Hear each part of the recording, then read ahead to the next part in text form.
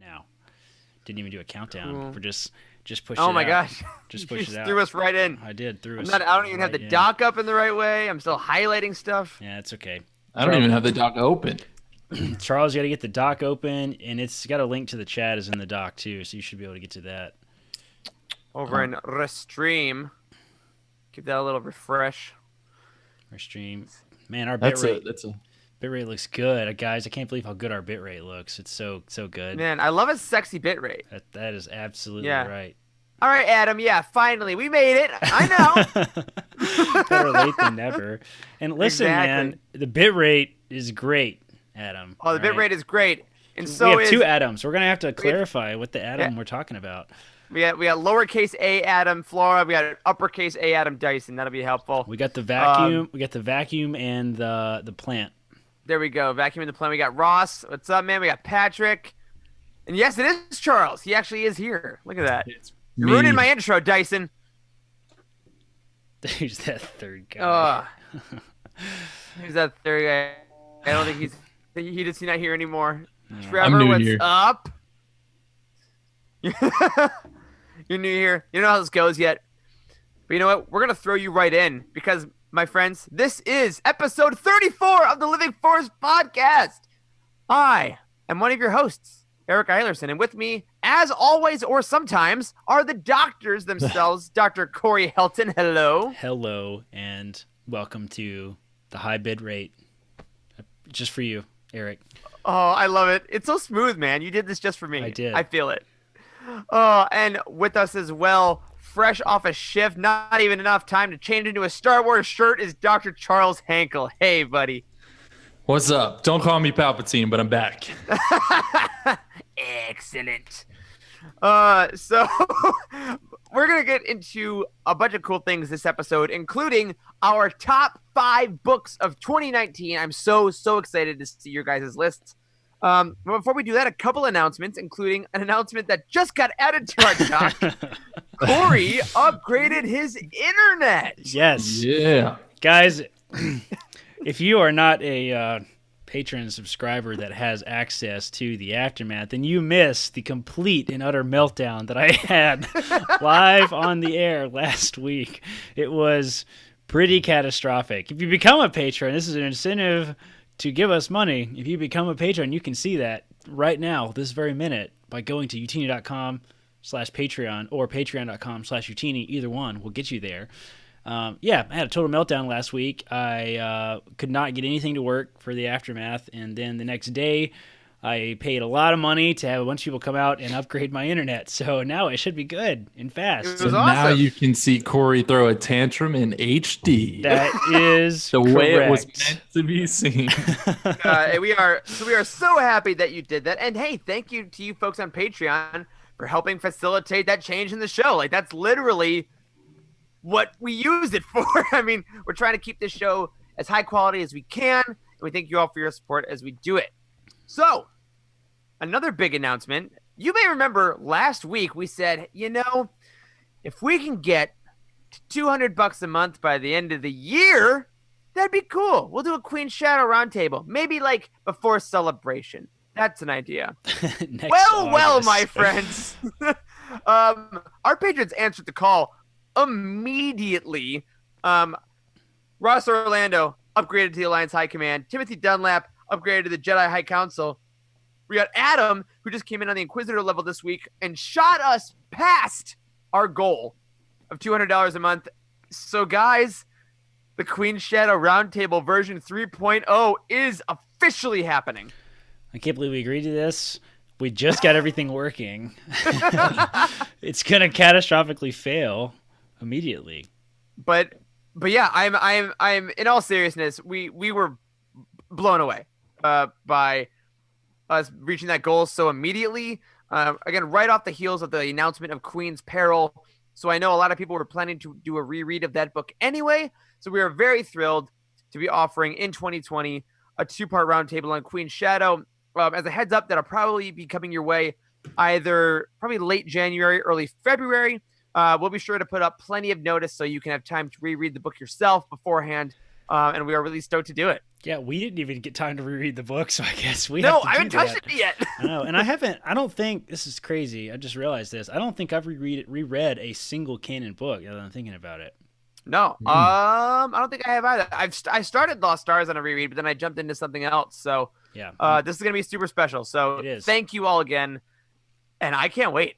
I It's can't gonna be wait either. freaking. I'm actually kind of excited to revisit a book that I wasn't super fond about because I think it's going to make me look at it with new eyes. Absolutely. I mean, we've had a whole year of stories since then, and I think we'll be right in the hype cycle of Queen's Peril. So it'll be like, ooh, whatever happens next, I get to read this character more in a couple months. So that'll be really exciting. Yeah. It's a great way to sort of fill the gap too because we're not going to have any books come out for a little bit right after the new year, so that'll be exciting. Yeah, we'll take a pause from our 38th rewatch of The Rise of Skywalker to read the book. Another cool thing we wanted to talk about was a little project we're doing here at Utini, a little fun thing with the holiday season. We decided to throw a Utini Christmas party, which is going to be our first kind of official multi-state, multi-stream Multi-country. get-together. Multi-country, yes, exactly. Shout out to a lot of y'all in the chat right now. That's going to be a bunch of us hanging out on December 28th later in the month. A lot of our staff, some of our higher level patrons are going to get together, going to do a Secret Santa. And that's just going to be super fun. It was a cool idea that Corey had, and somehow we got like 20 plus people's schedules across different time zones to work. So I just wanted to keep you guys informed as our listeners that that's something we're doing.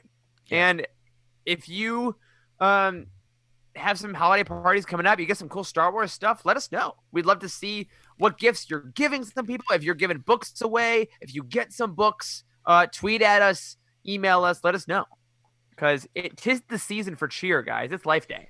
Yeah, that's going to be a lot of fun. We often feel like Utini is a part-time job. We talk about that all the time because we do this like on a weekly basis. So we're like, why don't we throw a company Christmas party? So we're going to have a gigantic video call. People all over the world. The whole team is going to try to be there. Almost everybody has said they're going to be there. That's on the Utini team. And we also open it up to our patrons. If you're in the Inquisitor level or up, you can come to the party.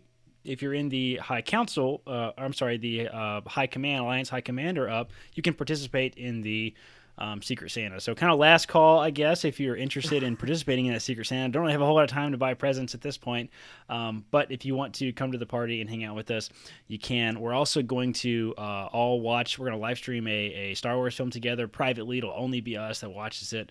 We're going to try to sync it up, have some cool technological masterpiece that I've assembled to make that happen for us. Hopefully not catastrophically fail. So it's going to be a lot of fun. It's going to be a really great way for us to sort of introduce a lot of the team to a lot of the patrons. They haven't met a lot of the other teams, so we'll probably live stream some of that at some point. So stay tuned for more details about the Utini Christmas party. It's going to be awesome. So Yeah. much fun. It'll be a All right. holiday warm-up for the celebration party that is yet to come. That's right. Yeah, well, we'll have to start early so you can see what we're going to be like when we're sloshing around the floors of Anaheim. Jared Mays in the chat said if you pay $50 a month, you can fly Santa's sleigh. Which is a euphemism I don't understand yet. That's right. So that you can have the high ground. Yes, Santa has the ultimate high ground. All right, a couple more things before we jump into our favorite books of the year. We got a site review of a different kind this week. We had a tweet that I wanted to shout out real quick from Raylo May, who's at May Raylo on Twitter, who tweeted at us saying that they are completely obsessed with the Living Force podcast and are still listening through all our episodes, but this one, they shared a specific episode with us with our conversation with Friends of the Force, where we shouted out Sky Talkers as well, and said how much they love Sky Talkers, how much they love us. So they immediately subscribed in less than 60 seconds into their first episode with Sky Talkers as well. So I'm so glad we got to kind of share our podcast and also get to shout out some other podcasts in this community. Yeah. And it really made us feel part of the bigger picture, which is a lot of fun. It feels good to be looped in with Friends of the Force and Sky Talkers too. It's kind of an honor to me because both of those are really positive, awesome groups of people and they're doing really great things in the community. So if we're even like kind of in the realm of those other shows, then I feel honored and blessed, and I'm glad that we're here, and I'm glad that you're getting a lot of listening to the show. Raylo May, I Yes. like the name too. Appreciate that. Hey, we'll see you in a week or so. And also, listeners, we don't do a lot of speculation on this show. We're very upfront about that. But if you are a person that loves speculation, especially before episode 9, you gotta hit Sky Talkers because, man, their analysis of every trailer, of every bit of content is intense. It's way smarter than any of the crap that comes out of our mouths. And if you want a little more up in the lead up to episode 9, you got to check them out. Absolutely. All right, last couple things. Book reviews. We got more book reviews this week, as we do every week over on utini.com, which we thank you for. First from our good buddy Rolando91. Hey, buddy, it's you again. Reviewed the Clone Wars Wild Space, saying it's a fun adventure that drags on too long. He gave it 3 stars, said the last third was a bit repetitive. The audiobook is a bit annoying once they get to the planet itself with Bail Organa and Obi-Wan, but it's still a worthwhile read. If you want to know more about the Clone Wars Wild Space, on Patreon today, we just released an episode of Legends Look Back, which is a Patreon exclusive podcast where our buddies Jared, who's in the chat right now, and Freddie, who's on here on occasion, go through some Legends books with some other cool people. This episode included me because I love our Lord and Savior Bail Organa. So if you are a patron, make sure you head over to your feed and get that book to hear more of other people's thoughts about the Clone Wars Wild Space. Another review we got was from reviewing legend P. Matty Ice. Like, seriously, the amount of reviews you pump out is incredible.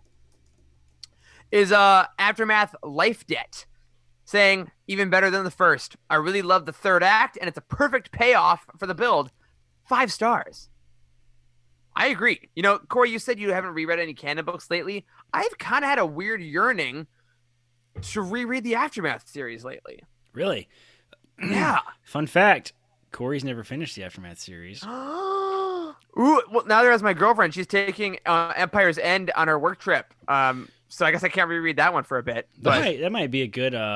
We've never tackled a series before on our show. That might be a fun thing to... Yeah, maybe. Hey, let's see how this Queen Shadow one goes, and maybe we revisit more roundtables in the future. Yeah, Let us know, guys, what you want us to do. People seem to really like those. Charles, have you finished the Aftermath series? Have you read them all? No, absolutely not. That would be fun. Wow, yeah, all 3 of us. Do it. I know the plots of the show. I mean, I've read the whole plots and stuff because I know about them because it's necessary canon knowledge, but I've actually not finished the Aftermath series. Yeah, I I've know it's Wikipedia'd them extensively, but I've not read them. Yep. Well, sounds like a plan to me. Corey, and then you got a few more reviews, right, that you didn't put in the doc because you're selfish? Yes, that's right. I did not put them in the show notes. We did get a few more reviews this week. One from MCal, who's left a lot of really great reviews. This one is from Last Shot, who called it a delightful surprise, said the characters are very true to the original characters. It was definitely worth a read, and that it was surprising that he liked it as much as they did. So that's a good one. We also got one from Krona, somebody new. We've not really seen many reviews from this one. Corona, not Corona like the beer, just Krona, Crona. They reviewed, interesting, the Mandalorian armor, which I believe is in the Bounty Hunter Wars. The Bounty Hunter Wars. That's an old Legends book. They gave it 4 out of 5 stars. Says it was a good book for any Big Fett fan. They love how they describe Boba Fett getting out of the Sarlacc pit, which is fantastic. That's a great story, and I would really love to see something like that. I think he explodes a thermal detonator inside. It's a miracle he survived it. But yeah, we got a lot of really great reviews on utini.com this week. Make sure you go and find those. If you read books, you like them, you don't like them, head over to utini.com, search for the book and find it, and you can leave a review on anything that you read, and we might read it aloud on the show. So do 100%. that.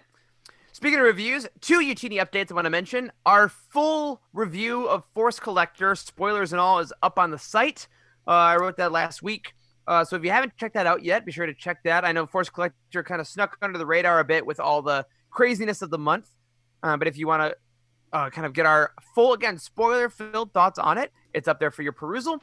And I wanted to just plug our other Patreon show. We already talked a bit about Legends Look Back, but we have been tirelessly putting up bounty hunt episodes with each part of The Mandalorian, which is where we talk about each episode for about half an hour, our thoughts on them. We're all current, so the first 5 episodes all have bounty hunt right now. So if you haven't been listening to that and you want more Mando in your life, because who doesn't, let's be honest, go check that out. And that's about what I got. Guys, did I miss anything? Do we have anything else on Utini that's awesome and freaking cool right now? Probably. But we don't have time for it. Too much to even remember. So before we do our final meet of this show, because I do want to give us plenty of time to talk about our top 5 books. That's what this show is about. That's what I'm really stoked about. I wanted to ask you guys. We're coming up on the end of the year, right? We're getting into full Rise of Skywalker mode. We're getting nostalgic. This has been a crazy year for us. Yes, it has. At Utini in Living Force. To name a couple things we did, we changed the entire site and its purpose. The entire company and its purpose. The entire company has changed. It went from, well, maybe it's dead in the water to like one of the biggest databases for Star Wars literature on the internet. We launched this podcast and we launched a Patreon.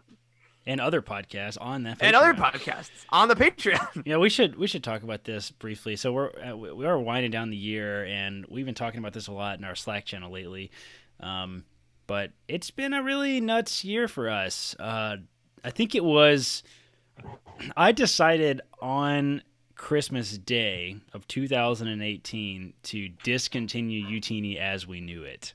Like, it was on Christmas Day, but me being the generous and humble boss that I am, I decided not to ruin Christmas for everyone, and I decided not to announce it on Christmas Day. So I'm pretty sure I waited 2 days at least after, it may have been the day after Christmas, something like that, before I was like, hey guys, we are discontinuing the boxes. So for almost 2 years, Utini actually packed and sold Star Wars boxes. We had a subscription box with a magazine, with artwork in it every single month, with our magazine had like articles about Star Wars stuff in it every month. It was a lot of fun. And it was just not really sustainable for me to do while in residency because I wasn't making thousands and thousands of dollars every month. So I decided to discontinue it, and we needed to completely change directions. And everything that you see now is what we became. Like, we became a sort of a free fan service community. And, man, it feels like we've just jumped leaps and bounds into the eye of the community this year. Like, I don't think it's very rare that I even see a post on Reddit anymore about like what Star Wars book should I read first without seeing our site come up in the comments, which is so unbelievably impressive to me. Yeah. I never imagined it like this. I mean, I never thought we'd be able to come talk about Star Wars once a week together and have all you awesome listeners and viewers and just community members hang out with us. It's just been super cool, and it's been kind of incredible to see it grow, and I can't wait for 2020. I mean, Star Wars Publishing is alive and well, and as we've seen, we'll keep pushing great content, and once the saga films are done, I don't think it's out of the realm of possibility for it to lead the way in terms of the future of Star Wars, and we're going to be here every step of the way as long as you guys want us. So, in the most earnest way, before we get back to the silliness, thank you. Thank you for listening to us. Thank you for visiting the site. Thank you for being our friends that chat Star Wars with us. So, that's that. All right, back to the fun stuff. Oh, you nerds. We are going to take this moment to take a super early break because once we get into our top fives, we want to go straight through. So if you're in the chat, get up, hit the bathroom, grab a drink. We're going to do the same. We're going to be back in a second. If you are listening to the audio, hi, happy Thursday or Friday. We'll be back in a bit after this Utini break.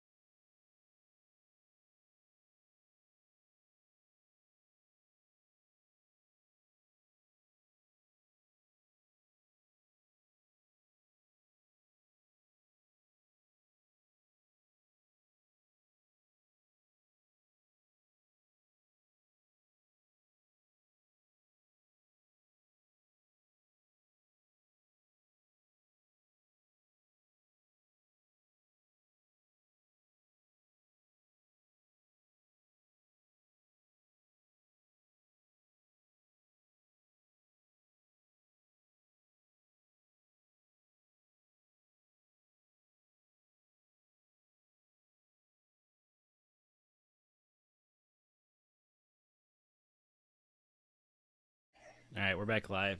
We could kind of wait a second if you want to stop. I mean, because Matt can edit it wherever. But Yeah. All right. what are you drinking? What is that? So this will be a little behind the scenes for you, live folks. What's up? This is Merry Mashup Mountain Dew, which is cranberry pomegranate Mountain Dew, That sounds disgusting. and this is a red blend. A red blend. So there we go. I'm So drinking here, a this really, is. really dark beer that I'm not a big fan of. It's like a. I'm not a dark beer guy. I'm not usually either, but Caitlin is, and this was her beer because I Caitlin's don't dark have beer any guy? beer. Yeah. All right. And she is a dark beer guy, and Well, yeah, it's like a black mocha stout. Black mocha stout. That's like the most buzzwordy stout ever. Yeah, it is. Oh man. All right, I see y'all not using punctuation in the chat.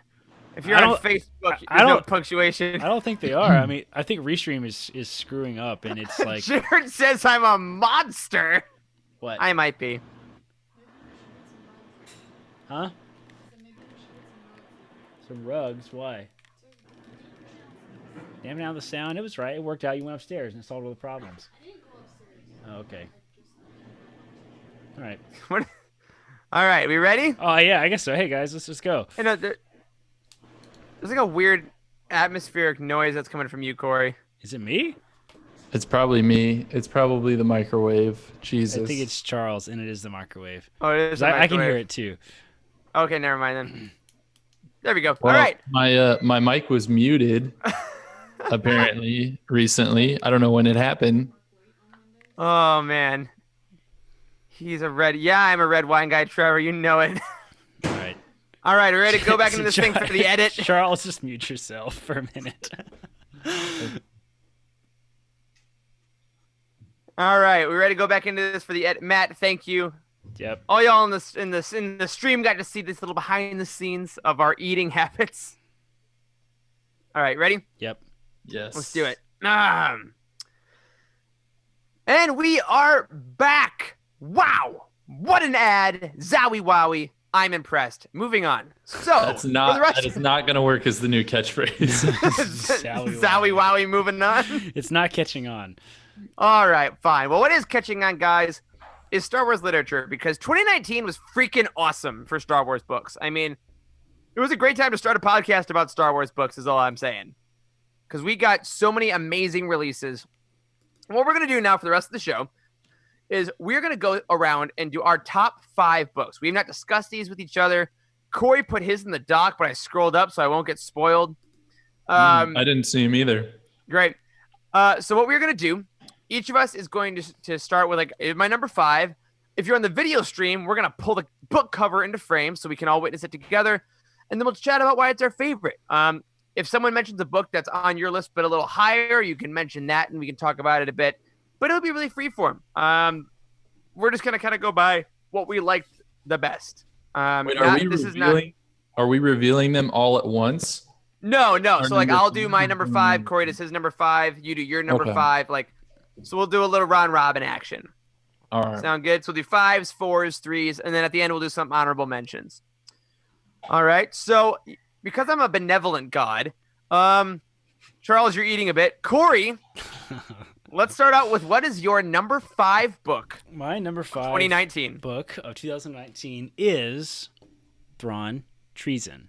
Yes. No. It is. Right. It is. Okay. So for a book that I think UTN as a whole, we've sort of not been as hero worshipping of Thrawn as I know a lot of the expanded universe kind of community kind of is.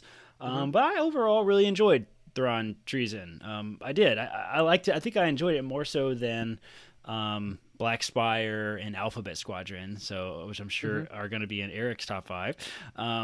You don't know me. I do know you, and I do know you better than you would like to admit. But That's true. Yeah, Thrawn Treason. I like that. I like that Thrawn's back, and I like that this kind of, for the most part, concluded this story with Thrawn, and I'm glad that this story is done, and we get to have a new original story. But I thought I had some redeeming qualities. If you've not read the Thrawn trilogy, out of the Thrawn the new canon Thrawn trilogy, which is not really called the Thrawn trilogy. If you've not read the 3 Thrawn canon books. The first one, Thrawn, is a good read. It's in my top 5 books, kind of canon books, like period, I think. The second two are not quite as good, but I overall enjoyed Thrawn Treason for the most part this year. I'm glad we got it. It was pretty hyped. Yeah, it was a lot of fun.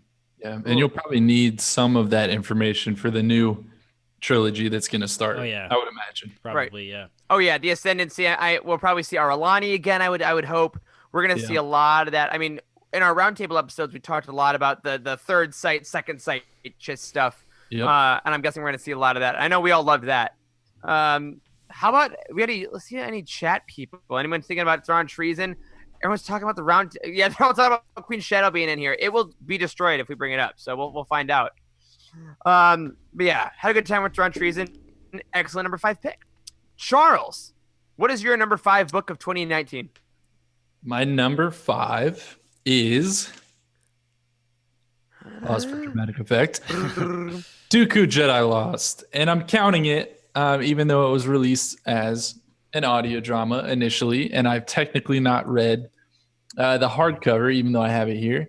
I am saying it is my number 5. I thought it was one of the more fun, enjoyable projects of the year. It was also probably the most unique one of the year. And it expounded a lot on a character that I didn't know that I cared about until after I read the book. And if there's anything that an expanded universe story can do, that is probably the most impressive for me, it's make me care about a character or an event or something like that I previously didn't. So from that perspective, it was a big success for me. And like I mentioned, that audio drama format is something I'm hoping to see more of. So I think the fact that they put one out, and I think that it was, people really enjoyed it just overall. I think that could affect what we see down the line, maybe next year, maybe later. Yeah, we had the pleasure of having Kevin Scott on the show too, and that was awesome. Like, it really kind of made that book special for me. So I'm with you. Good choice. Yeah, I mean, agreed. Kevin being the first interview we ever did was such a I think it felt like a shift in our show and our whole trajectory. We realized, oh, we can do that. Like, we can talk to authors about their work, especially something that we all liked so much. And the uniqueness of that interview mixed with the uniqueness of that project, I agree, made it really awesome. And it's an awesome number 5. My number 5 is a book that neither of you talked about yet, and it might be a little surprise. This one is Star Wars Myths and Fables. Nice. I freaking loved this book. This was my surprise of the year. Star Wars Myths and Fables by George Mann was a collection of short stories that were kind of written in the realm of fairy tales, right? We talked to George Mann earlier this year on another interview, and really loved the way he talked about myth and the way he talked about storytelling, and it's also evident in this book. The artwork is great by Grant Griffin, and the stories just kind of touched me in a way that I didn't expect, that I hadn't really felt since I was a kid, because I hadn't read anything like that, because maybe I thought I was too adult for it, or I never would have picked it up if it hadn't been Star Wars. And I'm so glad that this book kind of broke down the barriers of adult versus child storytelling, because we don't need to have that. We can just tell good stories. And my review for it that I wrote, it was one of the more glowing things that I wrote all year, because I was touched so much by the power of this. And I'm so excited that we're getting more of it next year, or we're getting some spooky stories. And I think that this format and this specific author can go far in Star Wars in the future. And I know you guys, we all kind of universally were surprised by how much we like Myths and Fables, right? Yeah, totally. Oh, 100%. I kind of forgot about Myths and Fables. Otherwise, it might have made it on my list. Oh, I didn't forget about it. It made my list. Do I say where? No. We'll find out later, but that's a good tease. All right. But yeah, no, and George Mann was amazing to talk to, and weirdly enough, very good friends with Kevin Scott. You can find them hanging out on social media at various events and whatnot. Both great guys. Love that. All right, so that's our number 5. Corey, start off our number 4s. Number 4, I have Crash of Fate is my number 4. Great book. Overall, enjoyed Crash of Fate a good deal. It was a really fast read. It took place over an incredibly short period of time, and I really liked how it set up Galaxy's Edge. It really got me and Jack to go there. So we talked a lot about this. We did a full roundtable episode about Crash of Fate, but overall, I found it to be a good read, a nice addition to the young adult line of Star Wars books. If you haven't read Crash of Fate, if you ever plan to go to Galaxy's Edge, you could maybe save it until you were getting ready to do that. But if I ever do go to Galaxy's Edge, we'll see. I'm definitely going to try to read this book again before I do. Absolutely. I think this book really alleviated a lot of our worries about the whole Galaxy's Edge line being just a cash grab or being something that was an advertisement for a theme park, because it was actually just a story. And I think it was a new author to Star Wars who did a very great job and kind of proved that, you don't need to be a classic author to be able to write a good Star Wars story. You don't need to be separate from the other parts of the world, like the theme parks, to write a good story. Ultimately, if your characters are good and your plot is fun, we're going to dig it. Yeah, giving some shout out to the chat really quick. People are saying that Jedi Lost is one of their absolute favorites.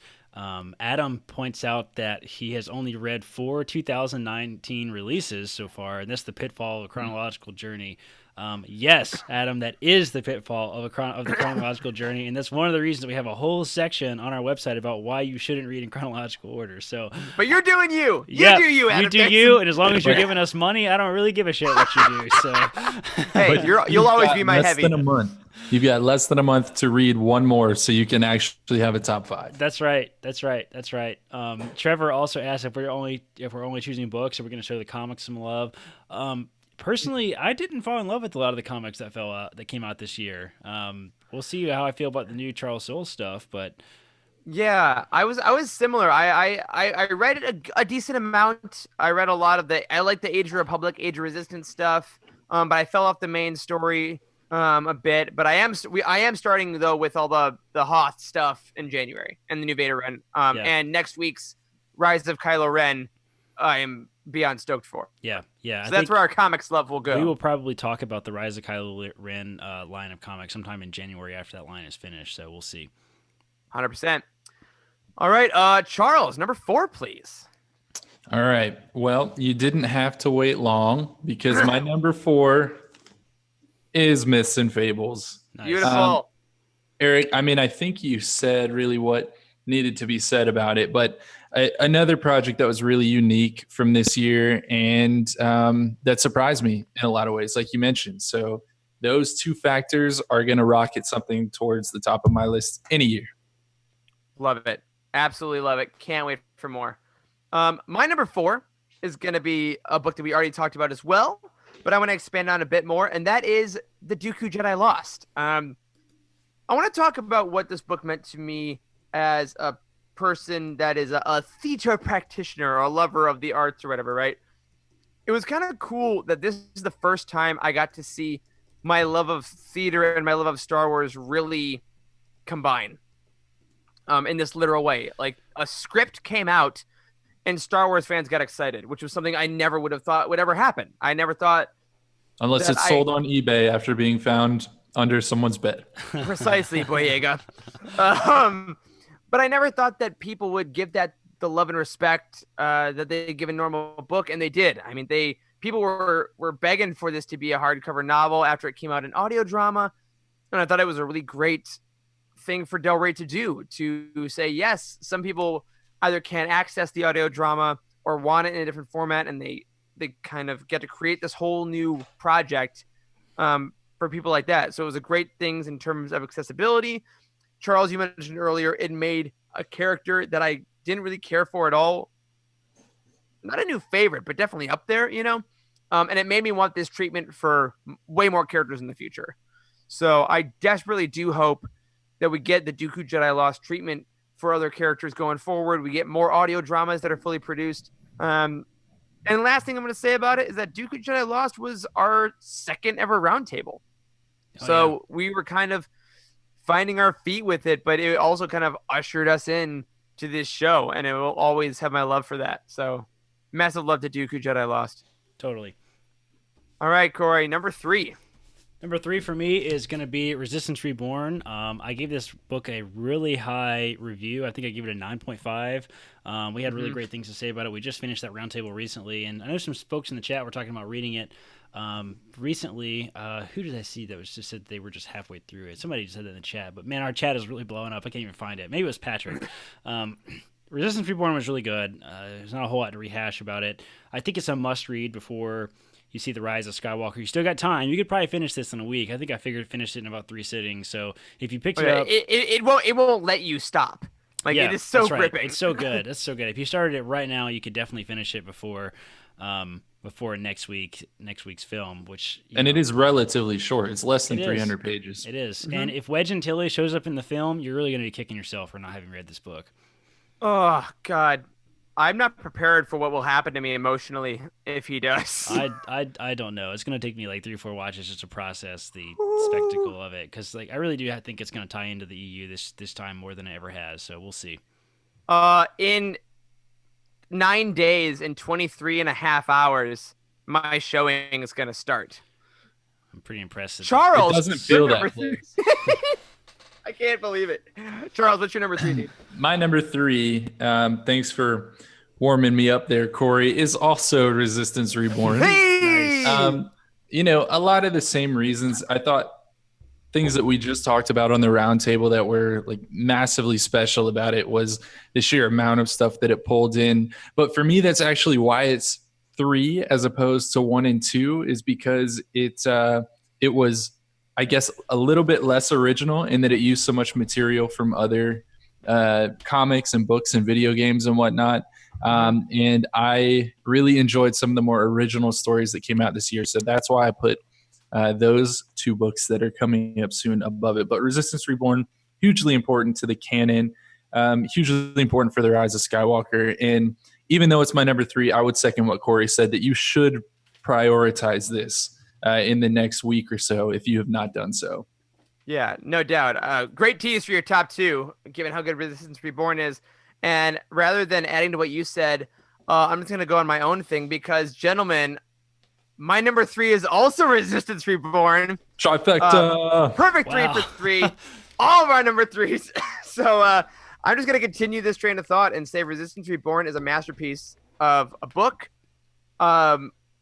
We really got to dive deep into it on our roundtable, but some of the stuff that we didn't quite get to say, which is crazy to think because those do last for so long.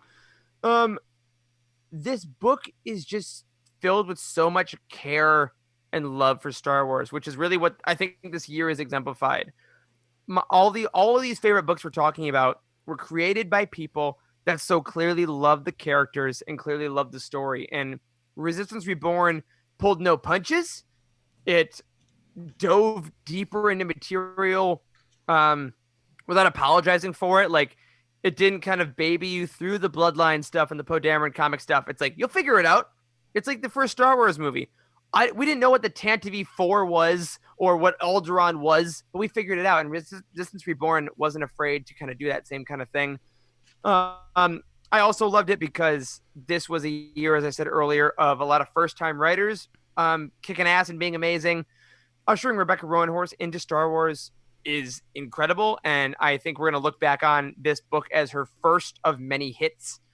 And I think that if you can close this book and not immediately check your phone to see how close The Rise of Skywalker is, then you don't have a pulse. Yeah, that's right. Like, Totally. It makes you need the next film. So a perfect sweep for our number 3. Corey, we got 2 left. What is your number 2 book of the year, 2019? Number 2 book of the year, 2019, is Dooku Jedi Lost. Wow. Hey, pretty high. Yeah, a lot higher than Love that. you guys both had. I really enjoyed Dooku Jedi Lost. I was really coming off of a high of Master and Apprentice for this book, and there was just a lot of cool stuff that I had. Like, it was unique. It was original. This weird new format that we got of being an audio drama was really awesome, and I just overall really enjoyed it. Yeah, I mean, it's so solid, and I think, I keep saying on this show that a lot of the canon books are more character based than plot based, and I don't think anything exemplifies that more than Dooku Jedi Lost in Yeah. the most obvious way. Yeah, I totally agree. I mean, I think when thinking about the books that I wanted to pick for this top 5 list of 2019, like there's just a lot of scenes that really came to mind about Dooku Jedi Lost, and I don't think I knew that I was going to remember it as fondly as I do when I was actually listening to it. But I don't know, it was such a great format. Like it was so new, and we've never had anything like this before, but it also felt very clearly like a book, and Kevin Scott nailed it, man. So I just totally loved this book. I need to re-listen to the audiobook again, and yeah, I think it's a hit. Man, the cover, I've said this a bunch of times, but the cover is so sick and hardcover It too. is. And the back looks so Beautiful. awesome. Like, yeah, it was a lot of fun. I'm glad I have it on my shelf and it wasn't just in audio format.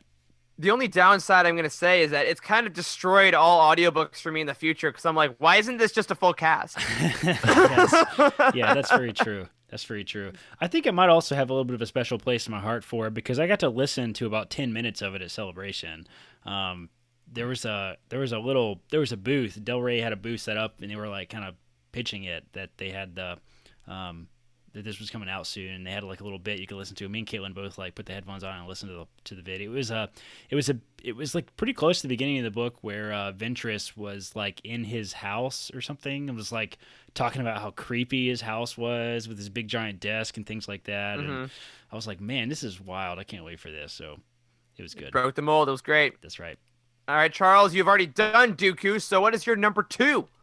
I am almost ashamed that I am pulling this book out before Eric could get to it because I know it's coming. Alphabet Squadron, Look at you. my number 2 book. It surprised me a little bit, actually, when I was making my list that this was as high as it is, but it really is. Looking back, this story is one that I really enjoyed. Again, I mentioned that originality is really important to me, and this book was definitely that. I think this is going to be one of the big trilogies that we talk about when we kind of look back in the next few years after we get the next 2 editions of it. But I mean, the characters were really memorable. I think the story started out slow, which kind of was something that kept people from getting into it. But if you make it all the way to the end, I think you will have a fantastic time with it. You'll get a whole bunch of characters that you'll care a lot about that you probably didn't think you were going to, from Kairos, my favorite, to Will Lark, Eric's favorite, and Corin Horn. No, Corin Horn's not in this book, but if he was, he would be Corey's favorite. Definitely read it. It's kind of the canon's new version of the X-Wing series from back in Legends. Oh, yeah. And hey, let's just jump right into it, you beautiful son of a bitch, because Alphabet Squadron is also my number 2. Realizing that Charles and I are basically the same person here. This book, it was a lot of things for me. It's sentimental because Alphabet Squadron is the first book I ever received from Del Rey to review. So that was a very special moment for me. It was very emotional in that regard. I remember getting the first package that had their postage address and my name, and that was really cool. But it's also the first book that I finished reading, and then, as I've said on a couple episodes, immediately went into the audiobook because I'm like, I want to do it again. I had such a great time, and I loved this squad so much. And when I think about, like, in The Rise of Skywalker, what could give me the most chills, right, that shows up, it's like Alphabet Squadron checking in. Like, just that idea just sends goosebumps all down my body. And the idea that we're getting 2 more of these is so cool. Because, Charles, I think you're totally right.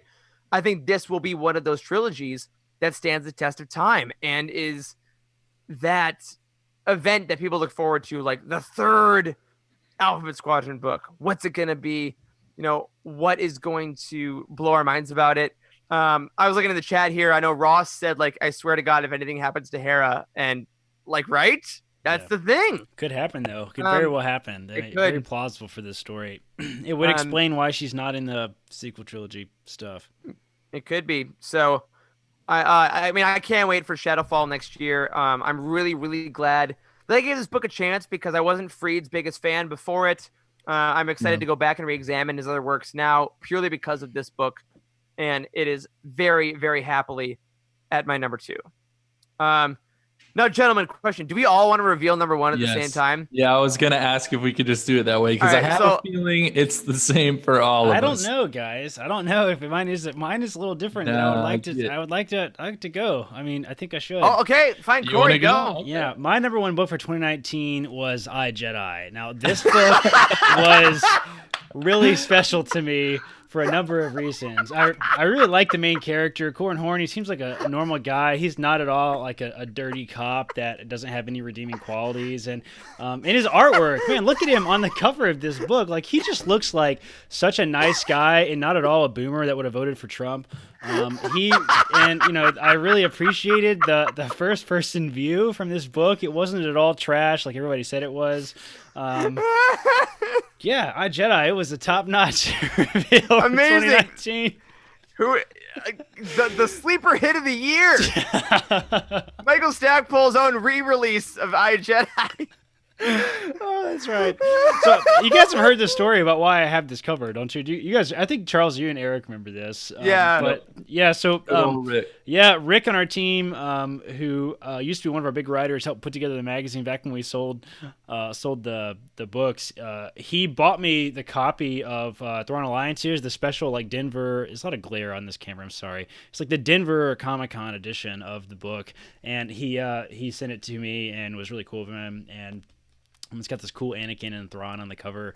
But when he sent it to me, this I, Jedi, he printed this. He works for a printing company. He printed this and put it on the front. So I swear to God, when I opened it, I thought he sent me. I thought that I had wired him $50 from to send me flipping I, Jedi hardcover that he had found in like a pawn shop or something. I was so freaking mad when I first got it, but then I laughed a lot. Oh, okay. I needed that.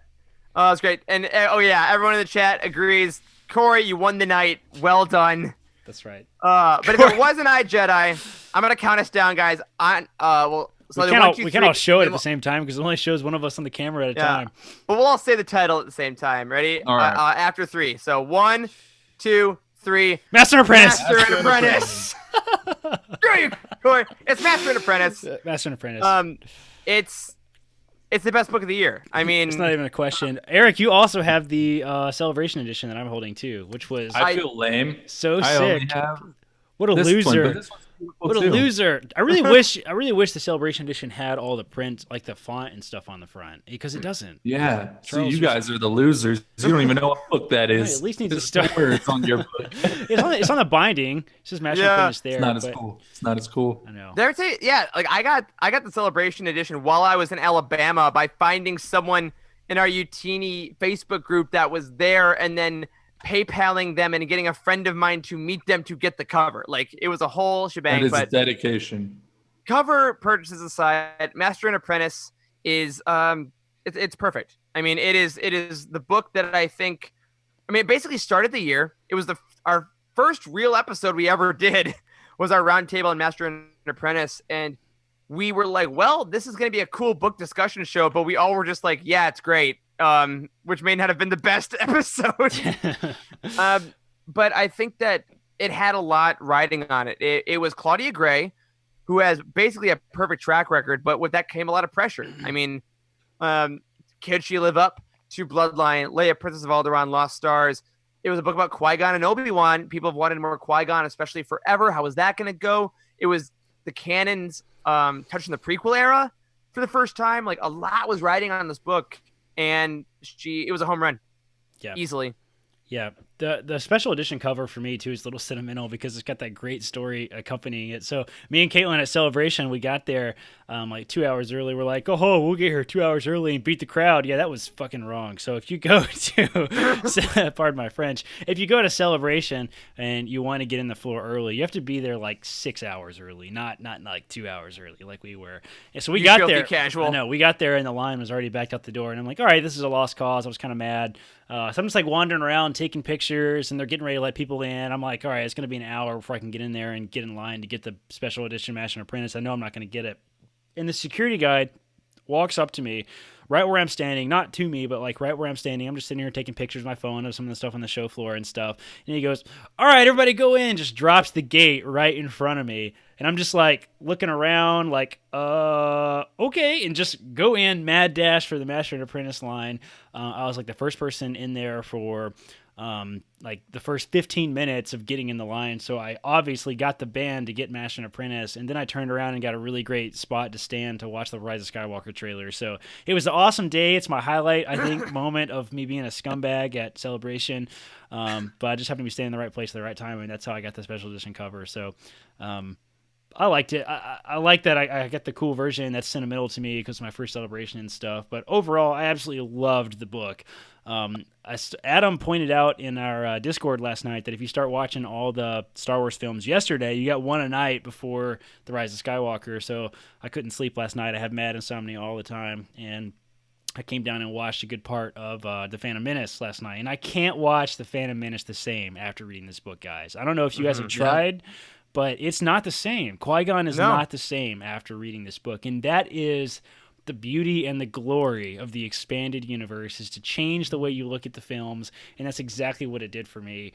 Obi-Wan's a different character. Just his interactions are different. Like how I think about Qui-Gon, his relationship with the Council is different. Like, I just watched a few minutes before we started the recording. And one small thing I noticed is when Qui-Gon comes back and he's telling the Council that, like, here's Anakin. They tested him and they say, no, we're not going to train him. He's too old.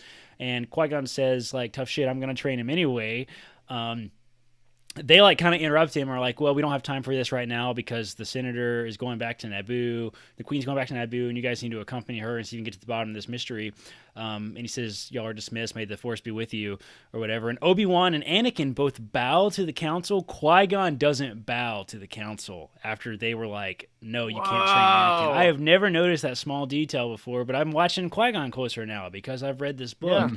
And like Qui-Gon disagrees with the Council, and it's no flipping wonder why. Like the way that they interact with him makes so much more sense, and that's been retconned beautifully. So, yeah. And there's also a great reason for that we didn't know until this book came out, with one of the greatest characters that came out this year, Rael Averross. Yeah, buddy. Rael Averross, man, maybe the best voice in all of Dooku Jedi Lost too. Oh yeah, and I mean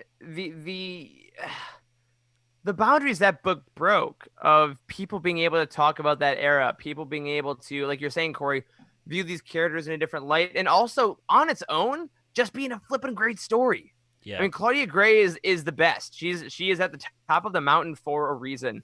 And this book just furthered her reign. I mean, I think I go back and forth between is this or Lost Stars better, depending on the day, depending on the mood. And I think that she is just writing such good quality. And next year, when we get some Project Luminous news, which will be in January, what her part of that project will be, I'm sure will be just as high quality. And Master and Apprentice showed us that we are in such good hands. A couple of shout outs to the chat here real quick. Tons of Master and Apprentice love, as always, as I assumed.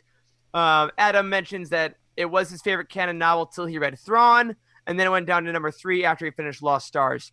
So again, 2 really great books there. If you're gonna go over Master and Apprentice, those are good ways to do it.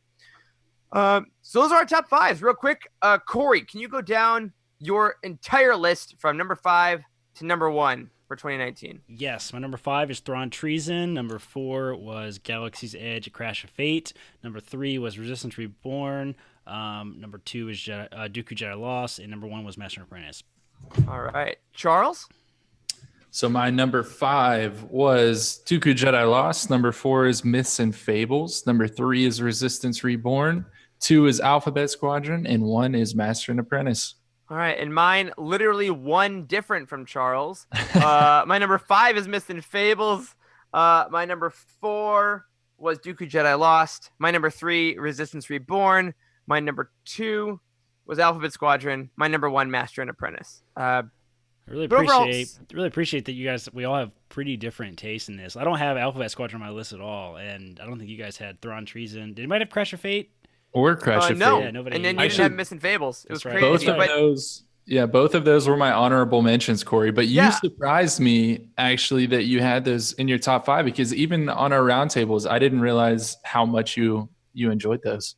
Yeah. Yeah. So let's do that real quick. So Charles, you mentioned. So what are your honorable mentions, man?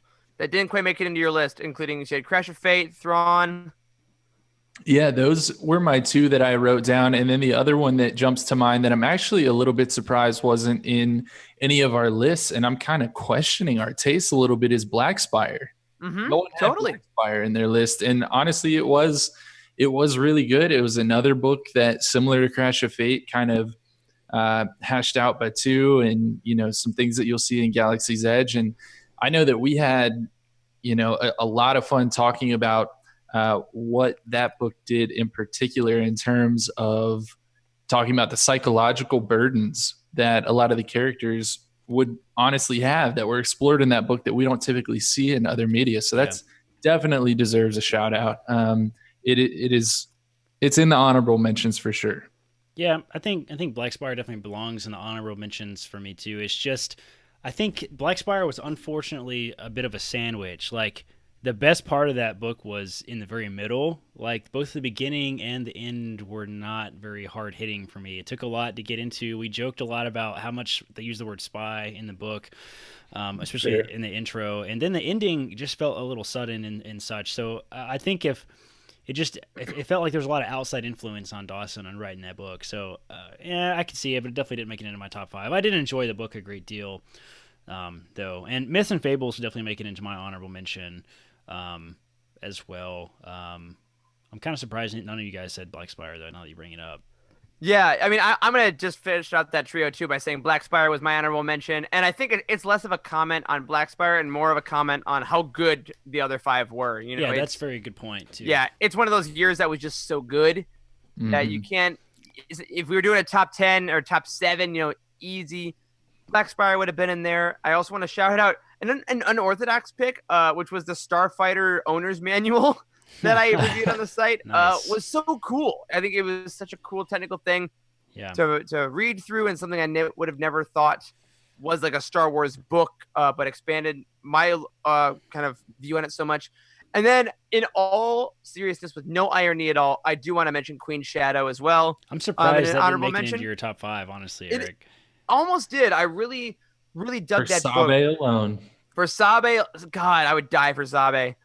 God, step on my face and spit in me, Sabe. I think that book did some cool stuff for Padme as a character, obviously, first and foremost, but also just for an entirely different kind of storytelling. It was a book unlike anything we've gotten before.